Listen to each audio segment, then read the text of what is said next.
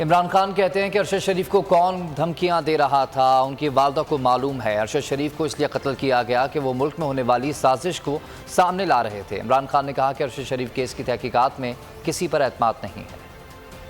یہ جو ارشد شریف سے ہوا ہے اوروں سے بھی ہوا ہے، لیکن جو ارشد شریف سے ہوا، اگر آپ اس کے اوپر کوئی سٹینڈ نہیں لیں گے، اور آپ کو سٹینڈ لینا چاہیے تھا، جس طرح اس کے اوپر ایف آئی آرز کاٹی گئی، اس کے اوپر دھمکیاں دی گئی، کیوں دھمکیاں دی گئی کہ جو آپ کا موقف ہے، کیونکہ جو حکومت میں بیٹھے ہیں وہ ڈرے ہوئے تھے کہ سچ سامنے آ جائے تو وہ سازش سامنے لے کے آ رہا تھا۔ ارشد شریف کیا کر رہا تھا؟ وہ سازش سامنے لے کے آ رہا تھا جو اس ملک سے ہوئی ہے، تو اس کے باوجود کہ وہ سچ اور رائے حق پہ کھڑا تھا، اس کو دھمکیاں مل رہی تھی، اس کو جان کی پھر دھمکی دی گئی۔ جب وہ اور اس کے گھر والوں کو سب پتا ہے، ارشد شریف کی والدہ کو سب پتا ہے کون دھمکیاں دے رہا تھا، اور آخر میں وہ جب ملک سے باہر گیا اور پھر پاکستان بلانے کی کوشش کی، وہ کینیا گیا اور جو اس کو شہید کیا گیا۔ یہ اگر ارشد شریف نمبر 1 پاکستان کا انویسٹیگیٹو جرنلسٹ، اگر اس کو مار سکتے ہیں اور کوئی پھر پوچھنے والا نہیں ہے، کوئی انویسٹیگیشن ہی نہیں نظر آ رہی کہ ہوگی صحیح معنی میں، کسی کو اعتماد نہیں ہے، کیونکہ سب کو پتا ہے کہ طاقتور دوسری طرف ہے، اور سب کو پتا ہے اس ملک میں کہ جب طاقتور کے سامنے ایک کمزور کھڑا ہوتا ہے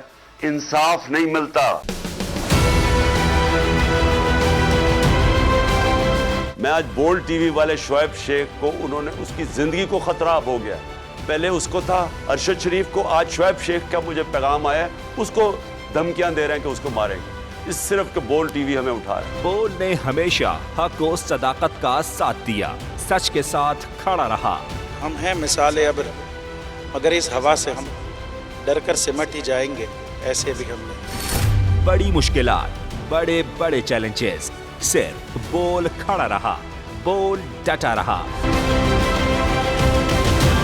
بول کو ہے ضرورت عوام کے دعاؤں کی، اظہار آزادی کے لیے، پاکستان کے لیے، پاکستانی عوام کے لیے۔